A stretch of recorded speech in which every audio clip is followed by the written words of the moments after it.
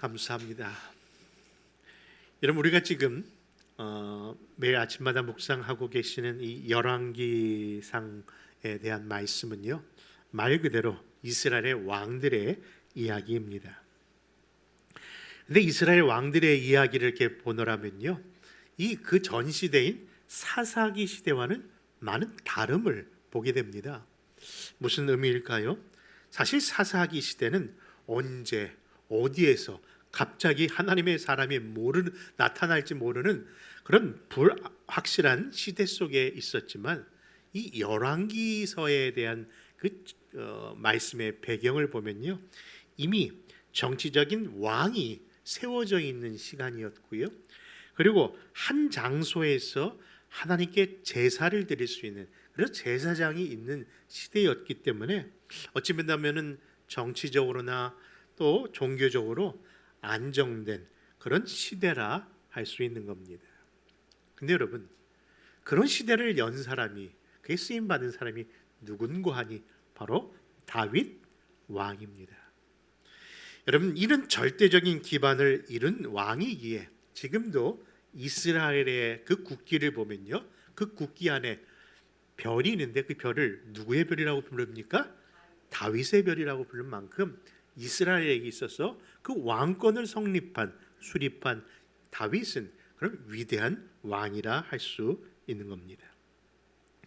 그런데 그런 절대적인 이스라엘의 왕의 대표적인 다윗이지만 그에게는 치명적인 죄로 인해서 그런지 그의 생애 40여 년간의 왕위 가운데 3번이나 그를 반대하는 반역과 반란의 시간을 경험하고 있었답니다. 여러분, 그 첫 번째 반란이 누구입니까? 하필이면 가장 사랑했던 아들 압살롬의 반역이었죠. 두 번째 반란은 백성들의 강력한 지지를 받았던 세바의 반란이고요, 이제 모든 것이 다 정리됐구나 하면서 말년의 삶을 사는 그 말년에 결국 이 다윗은요, 또 다른 그런 반란을 겪게 되는데 그것이 바로 그의 세 번째 아들인 아도니아를 통해서 왕자의 난을 그렇게 마지막에 겪어야 되는 안타까운 인생을 보게 됩니다. 그 모든 내용들이요, 바로 오늘 이 열왕기상이라는 역사서를 시작하는 첫 번째 내용의 이야기였답니다. 사실 이스라엘은요 12지파로 나눈 민족이 아닙니까? 그렇죠? 그런데 그 12지파의 나눈 민족을 그 하나의 통일 왕국으로 세운 그 왕이 다윗이었기 때문에 그는 정말 누구도 반대하지 아니하는 최고의 왕이라고 생각되지만은 그런 위대한 왕도 그의 말년에 그런 어려움을 당하게 되고, 그것이 또 삶 속에 뿐만 아니라 그의 생애 속에 또한 그의 육신 속에 연약한 모습이 드러나고 있음을 성경은 소개합니다. 어떻게 해요? 그 나이 70이 되니 그 편이 꼭 시적인 것처럼 보이는데 이불을 많이 덮어도 그렇죠, 따스함을 느낄 수 없는 나이가 되었다라고. 고작 70세 말입니다. 여기에 지금 80, 90을 바라본 어른들도 감히 그런 표현을 안 하는데 70 정도 가지고 그러냐고 여러분들이 생각하시겠지만, 문제는 그 다윗이 9명의 아내와 여러 명의 첩첩을 들었던 그런 자였기 때문에 결국 그동안 기력이 다하여 이렇게 빨리 쇠잔해졌나 봅니다. 근데 여러분, 그런 다윗의 기력이 다했다는 소식이 알려지자 그 신하들은 어떻게든지 그 다윗 왕의 왕권과 그의 보좌를 지켜주기 위해서 젊고 아름다운 여인 아비사까지 그 옆에 두면서 그를 도우려고 했지만요, 그의 이미 사라진 원기는 회복하기가 쉽지 않았다라고 오늘 본문은 이야기합니다. 그런데 그런 일로 이야기가 그냥 끝이었으면 좋겠는데, 이런 다윗 왕이 쇠약함이 사람들에게 전해지자 결국 그 왕위를 둘러싼 암투가 마치 대하 드라마의 역사의 이야기처럼요 펼쳐지기를 시작합니다. 그렇죠, 노쇠한 다윗이 국사를 감당하기 어렵다는 이야기를 듣고 차기 왕권의 주자인 서열 1위의 아도니아가 부친의 허락도 없이 스스로 왕권을 위한 모임을 갖게 됩니다. 사실 이 아도니아라는 자는요, 차기 대권을 노릴 수 있는 근거의 사람은 맞습니다. 왜냐하면은 다윗의 장자였던 무슨 놈? 그렇죠. 암놈이 다말 사건으로 이미 피살되었고, 또 아버지 다윗에게 반역을 했던 무슨 놈? 압살롬까지, 그렇죠. 이스라엘 군대 장관 요압에게 죽임을 당했으며, 그리고 다음 왕자였던 길르암마저도 어릴 때 죽고 말았으니 서열상으로 보나, 그리고 지지하는 세력을 보나 이 아도니아는요, 충분히 왕의 자리에 오를 수 있는 그런 위치의 사람이었습니다. 그래서 아도니아뿐만 아니라 그를 따르는 여러 방백들과 제사장 아비아달, 그리고 그 당시 최고의 군대 장관인 요압 장군까지 힘을 모아서 그 왕의 이 아도니아를 세우려 한 것인데, 그 뜻을 결국 이루지 못하고요, 도리어 솔로몬의 즉위만 앞당기는 결과를 낳게 되었다는 역사적 이야기입니다. 자, 이러한 본문의 내용을 통해서 우리에게 주시는 교훈이 무엇일까요? 특별히 오늘 인간의 역사 속에, 그렇죠, 그 히스토리 속에 워킹하시는, 역사하시는 하나님, 다시 말해서 인간의 역사 속에 역사하시는 하나님이라는 그런 말씀의 제목으로 오늘 인생 교훈 좀 받고자 합니다.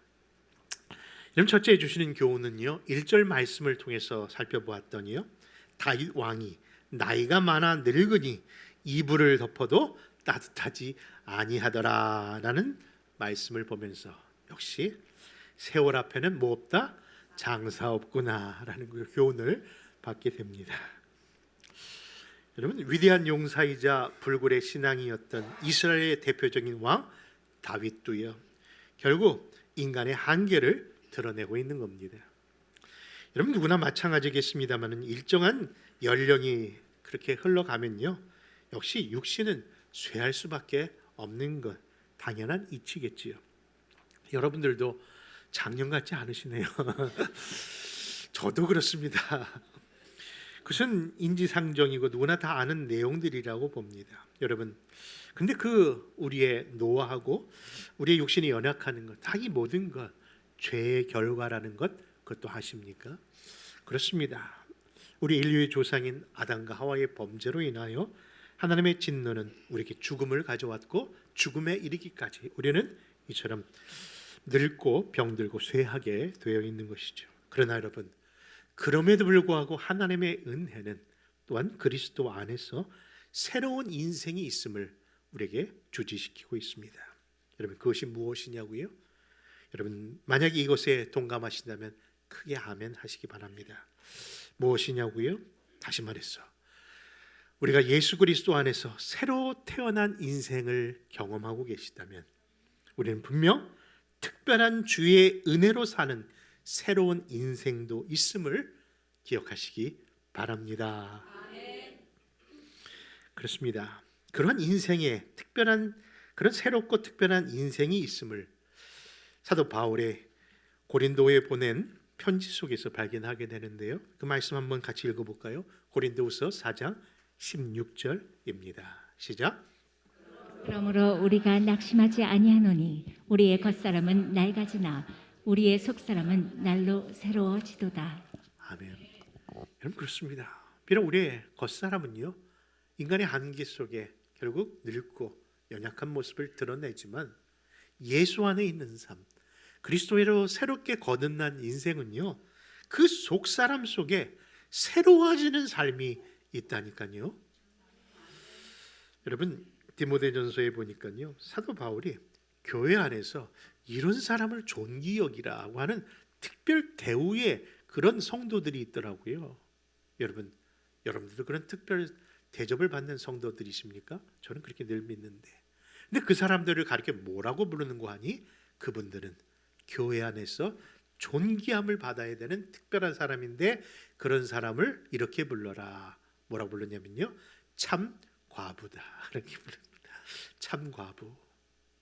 아니, 조기는 참조기도 알고 새도 참새도 아는데 무슨 거짓 과부가 있나? 왜 참 과부라고 했는가? 의아심 속에서 살펴보았더니요, 그 참 과부라는 뜻은 정말 그 주위에 아무도 도울 사람이 없이 힘들게 사는 그런 인생들을 참 과부라고 하고, 그런 분들을 교회 공동체 안에서 존귀히 여겨 드리라고 말씀하고 있는 겁니다. 여러분, 아마도 정말 형편상 어려운 분들이기 때문에 그분들을 이렇게 돌보라고 하신 말씀으로만 생각했는데 그런 말씀이 아니더라고요. 왜냐하면 이미 그들은 남을 도울 수 있는 형편의 사람들이 아닙니다. 그런데 불구하고 그들의 존재가 교회 공동체 안에서 큰 힘이 되기 때문에 그들을 존귀히 여기라고 하는 겁니다. 여러분, 무슨 이야기입니까? 그것은 바로 그들은 오직 바라보는 것이 뭐만 바라보기 때문에? 주만 바라보는 분이기 때문에. 그래서 그분들에게 늘 기도하고 간구에 힘쓰는 사람들이기 때문에 이런 사람들이 교회를 지키는 울타리요 기둥이라 그들을 존귀히 여기라고 하는 뜻으로 받는 겁니다. 그런 의미에서 사랑하는 성도 여러분, 여러분들은 그렇게 존귀와 귀함을 받는 그런 거기까지 네, 참 성도들이 되시기를 축원합니다. 우리 그 말씀을 배경으로 우리 디모데전서 5장 3절과 5절 말씀 한번 읽어볼까요? 같이 있습니다. 시작. 참 과부인 과부를 존대하라. 참 과부로서 외로운 자는 하나님께 소망을 두어 주야로 항상 간구와 기도를 하거니와. 아멘. 그렇습니다. 산을 지키는 것이 호랑이나 사자가 아니라면서요. 그렇죠. 산을 지키는 것은 늘 그 묵묵히 그 자리를 지키는 그런 고목인 것처럼, 사랑하는 성도 여러분, 우리의 인생의 황혼길에 혹시 먼저 서 계시다면 그 자리가 내가 지켜야 할 자리인 줄 믿으시고, 어떤 형편, 어떤 사정, 어떤 일이 일어나도 여러분 이 자리에서 하나님의 나라를 바라보시고 교회를 위하여 주의 나라를 위해서 기도하시는 존귀한 참 성도들이 되어주시기를 부탁드립니다. 두 번째 주시는 인생 교훈이 뭐냐고요? 그것은 하나님의 역사 속에 지혜로운 하나님의 사람 되라는 교훈입니다. 오늘 본문 5절과 6절의 말씀 같이 읽습니다. 시작. 그때 학기세 아들 아도니아가 스스로 눕혀서 이르기를 내가 왕이 되리라 하고 자기를 위하여 병거와 기병과 호위병 50명을 준비하니 그는 압살롬 다음에 태어난 자요 육모가 심히 준수한 자라. 그의 아버지가 내가 어찌하여 그리하였느냐 하는 말로 한 번도 그를 섭섭하게 한 일이 없었더라. 여러분, 그렇습니다.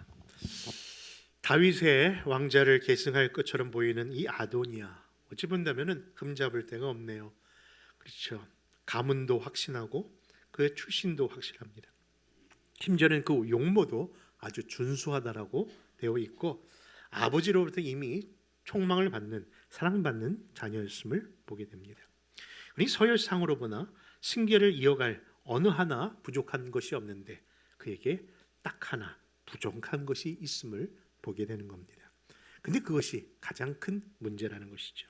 여러분, 그것이 무엇이냐고요? 그는 이미 우리에게 교훈으로 주신 두 번째 교훈처럼 역사 속에, 하나님의 역사 속에 주시는 지혜를 얻지 못한 자라는 겁니다. 여러분, 그렇습니다. 무지는요 결코 성공의 길이 아닌 패망의 길로 가는 지름길이라 할 수 있는 겁니다. 그렇습니다. 이 말씀을 표현한 것처럼 이 열왕기서는요 분명히 하나님의 사람들이 어떻게 살아야 되는가를 알려주는 교훈책이 아닙니까? 마치 반면교사가 되어서 이렇게 살면 안 된다는 교훈들을 주시기 위하여 북이스라엘이나 남유다 안에 모든 왕들이 대부분 잘못한 일들을 더 많이 기록한 것이 바로 이 역사서의 내용입니다.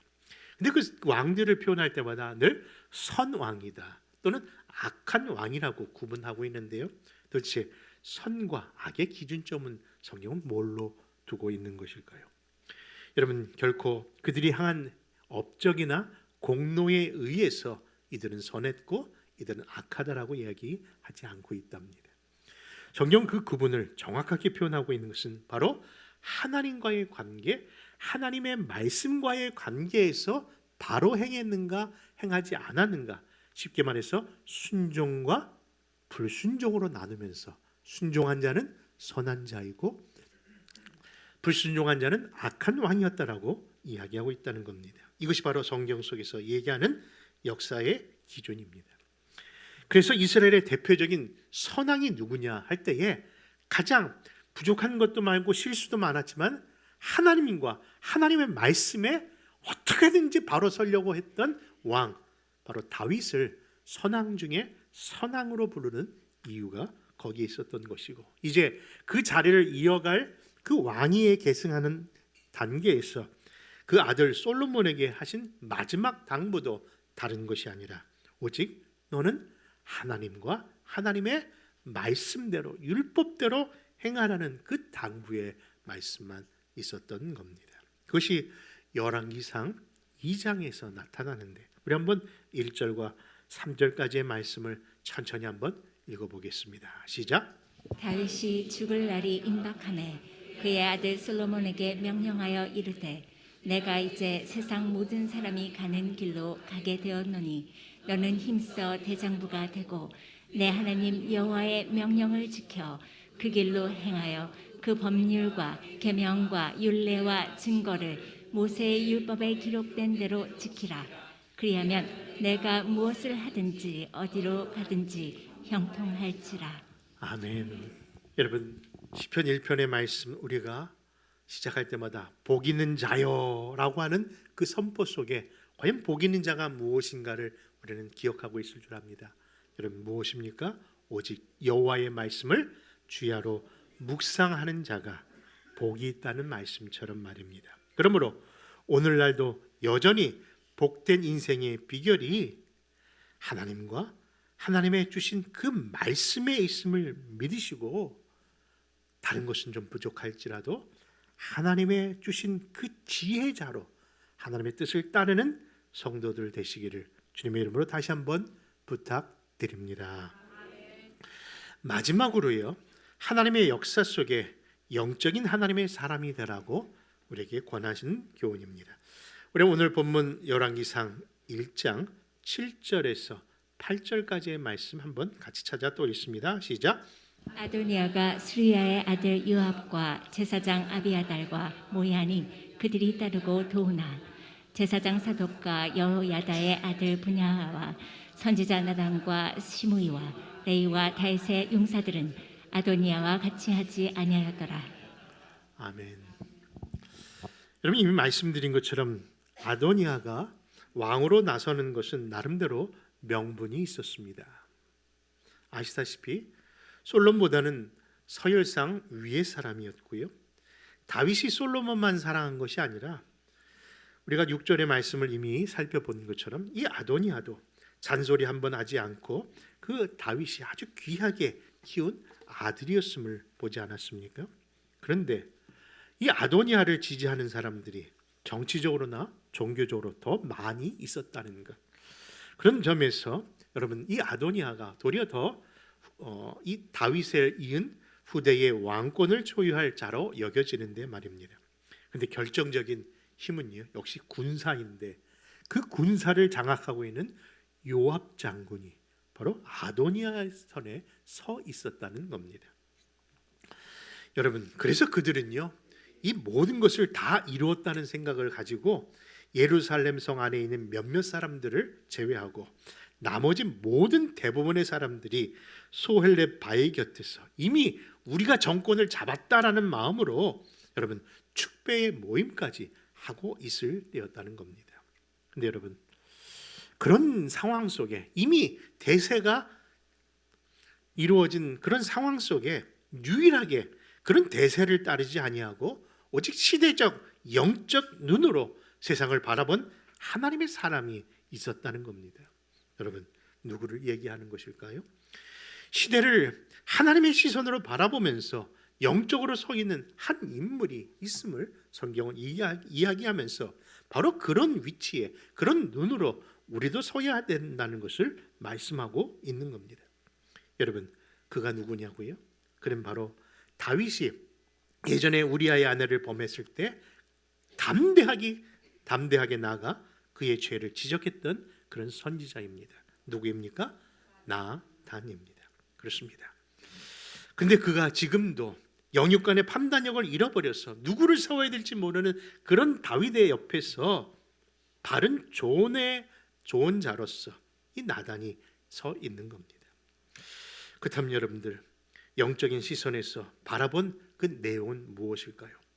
성경 어디에도 이 나단 선지자가 그를 다윗에게 조언을 하면서 아도니아가 아니라 솔로몬입니다. 솔로몬이 아닙니다. 아도니아, 누구를 이름을 지칭하면서 표현하고 있지는 않습니다. 그런데 하나님의 그 시선으로 서야 된다는 것을 바라보면서 그에게 그 자리를 지키고 있었다는 것. 여러분, 엄밀히 본다면요, 우리의 육적인 눈으로만 본다면은 이 왕권을 두고 두 세력 간의 암투처럼 보여지는 내용으로 생각할 수 있겠습니다만, 엄밀히 보면 또 보이지 않은 다른 세력이 있었다는 것도 봐야 한다는 겁니다. 바로 그것을 이 나단 선지자는 알고 있었던 것이죠.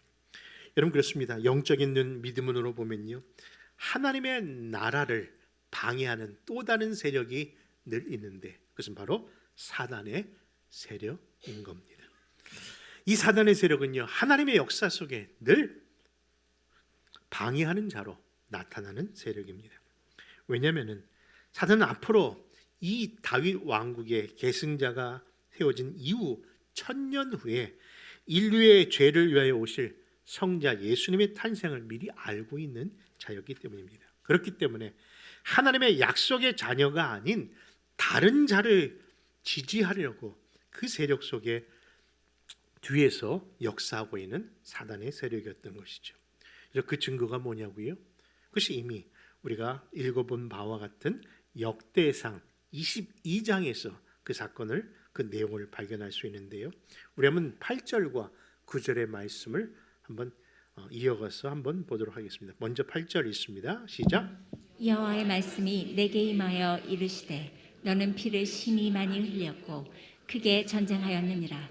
내가 내 앞에서 땅에 피를 많이 흘렸은즉 내 이름을 위하여 성전을 건축하지 못하리라.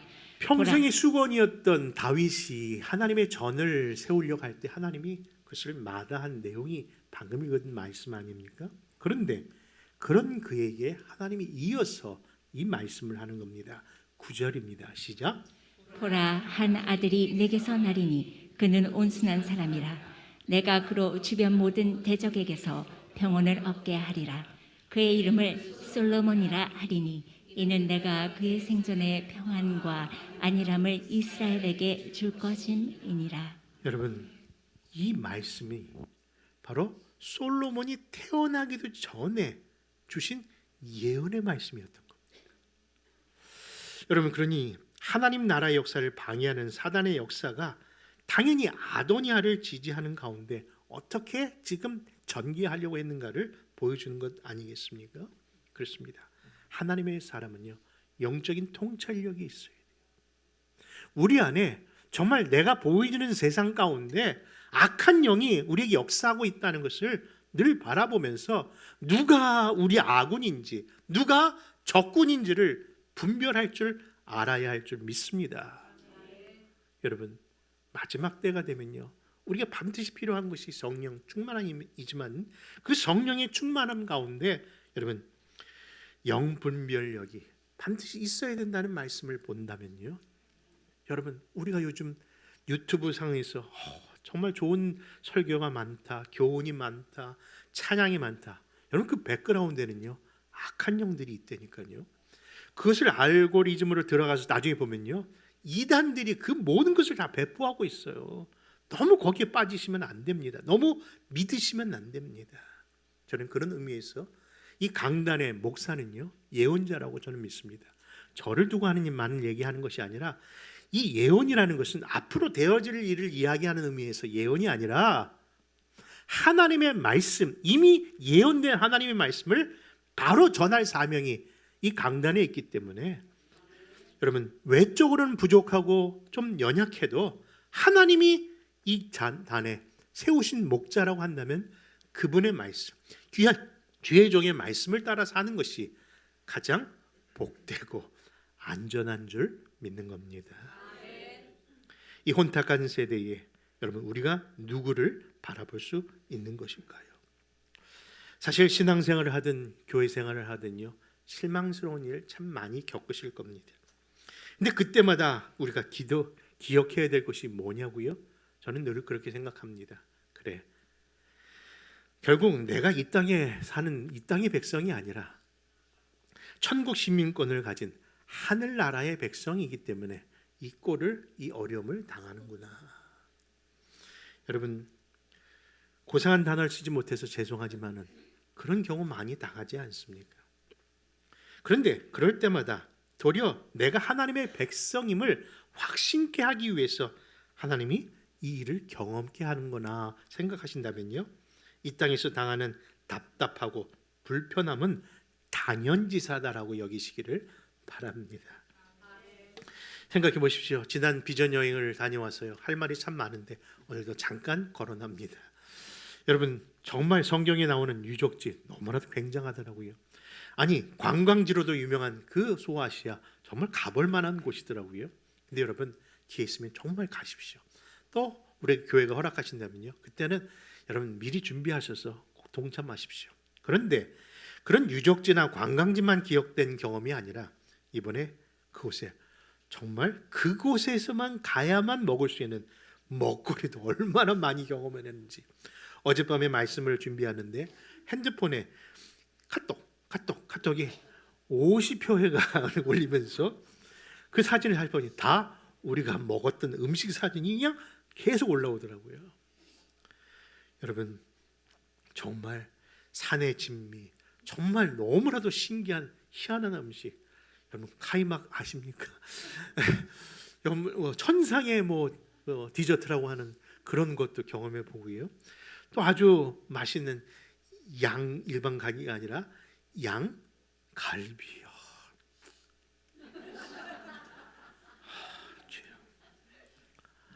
여러분, 정말 많은 음식들을 대할 수 있었는데, 근데 안타깝게도 저는 그 모든 음식이 제 입에 맞지 않더라고요. 보십시오, 제가 얼굴이 아주 반쪽이 되어 왔습니다. 그런데 그런 음식을 저한테 대접하는 그분들 앞에 제가 화를 내거나 노여하거나 어떤 분을 내지 않았답니다. 왜냐하면 저는 소망이 있었거든요. 이 음식이 다 마치고 집에 돌아가면은 매콤하고, 그리고 아주 그냥 부글부글 끓는 그 된장찌개에 밥 말아 먹는 것을 소망하며 달려왔는데, 아니나 다를까 15시간의 긴 비행을 거치고 집에 들어오자마자 우리 애들에게 제가 소리 지른 단어는 이 단어였답니다. 야, 빨리 라면물 올려. 아니, 그렇게 산의 진미를 경험했는데 불구하고 여러분, 제대로 먹지 못하는 그 이유가 뭘까요? 그러면서도 제가 그것을 뭐라고 하거나 그것에 대한 불만을 걸지 않았던 것은 나는 그 나라에 속한 사람이 아니다는 것. 그 라면을 먹으면서 깨달았습니다. 미국 생활, 한국이 산 시간보다 배나 더 여기서 살고 있고 외국 생활을 하고 있는데 여전히 나는 한국 사람이구나. 그 교훈을 받는 겁니다. 예수를 믿고 하나님 나라의 백성은요, 비록 이 세상에 발을 딛고 사지만은 우리는 이 세상 사람이 아니라 하나님 나라의 사람이기에 이 세상에서는 감당해야 되며 감수해야 할 그런 일들, 여러분, 억울한 일, 손해보는 일, 답답한 일, 불편한 일은 도리어 내가 이 세상 사람이 아니라는 증거이구나. 여러분, 그렇습니다. 사실 사단은요, 하나님의 교회, 하나님의 가정, 하나님의 백성을 여러분 무너뜨릴 그런 권세가 없습니다. 그런데도 불구하고 그들이 우리를 계속해서 흔들고 있는 것은 우리의 신앙, 우리의 믿음을 없애려고 하는 것이 아니라 중요한 것, 바로 우리가 계속해서 바라보고 계속해서 붙들어야 할 하나님과 하나님의 말씀을 붙잡지 못하도록 우리를 늘 분주하게 만들기 위하여 사건, 사고와 일들을 자꾸 우리 주위에 만들게 하는 것, 뿐이라는 겁니다. 그렇다면 그럴 때일수록 그런 상황 속에서 우리가 해야 할 일은 무엇일까요? 여러분, 그것이 바로 영적인 사람, 지혜로운 사람, 하나님의 사람이 해야 될 삶의 태도요, 지혜로운 인생관이라고 믿습니다. 그렇다면 그 지혜롭고 영적인 사람의 태도가 무엇인지 알았다면요, 여러분, 바로 하나님과 하나님 말씀의 그 약속을 붙잡고 어떤 형편, 어떤 상황 속에서도 기도하며 주님만 바라보는 찬양자, 믿음의 소유자들이 다 되시기를 주 예수의 이름으로 축원합니다.